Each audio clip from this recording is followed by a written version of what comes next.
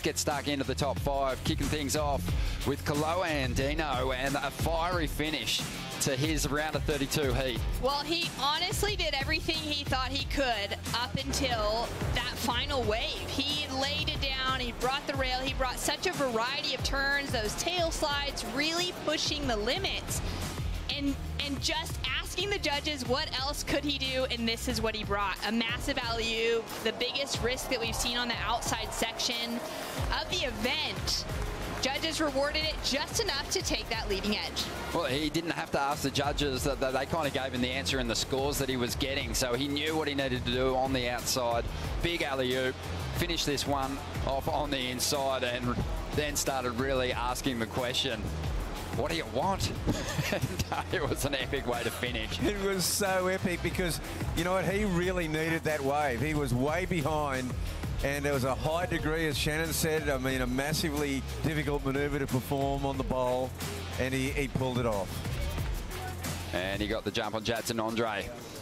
At number 4, it's Ethan Ewing. Sublime rail work on the outside, Bugs. This guy's starting to really come into his own. He's the highest rated Australian on the tour, and he wants to keep climbing this ladder. Gosh, he just looks so good out here in the Bells Bowl, and it's poetry in motion. He's just so connected. The power moves so subtle, and when you slow it down, you just see how good he's turning. Yeah, shades of Fanning, shades of Andy Irons in there. It's all done with so much speed and style. It's great to see. The technical performance in it is outstanding, and the flow, the linking between the maneuvers, as good as each of those carves are, it's that smooth linking that really stands out to the judges, and he's well rewarded for it today. Well, the day kicked off in really exciting form. Owen Wright going up against Griffin Colapinto. Griffin coming off a win over there in Portugal. Owen just desperate to get himself off the bottom of the ladder. It was great to see Owen really start to flare up. So exciting to see him find some rhythm out there, especially in conditions like this, to look powerful on his backhand. He's got his wife, his kids here on the beach, the whole family.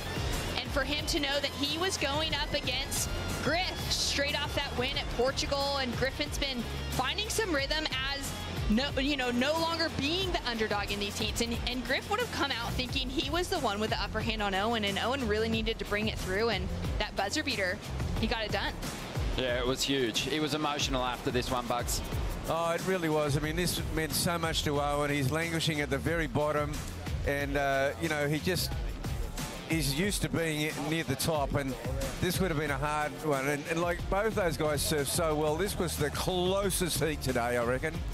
A very close one. And then going to one of our favourite battles today, Kelly Slater up against Imai Kaale de Volt, who referenced the fact that he was surfing at this iconic location against the most iconic surfer of all time, and he brought it. Oh, so exciting to see the Grom just out there able to perform, to have that belief that could carry him past the round of 32 as well within his season, and to start finding that rhythm and the results, and to be able to hold that composure against Kelly Slater of all people.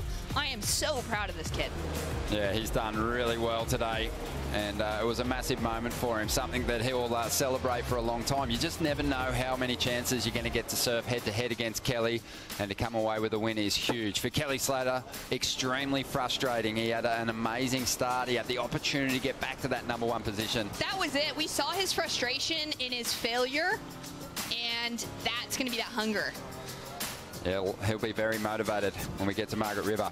But #1 today, it's the heat of the year so far. Both surfers really lighting up the Bells Bowl. John Florence, Joao Chianca, and John just too strong. But Joao, a performance to be proud of, Bugs. Well, this was a heavyweight showdown. It turned into it when John and Ross Williams were standing on the cliff.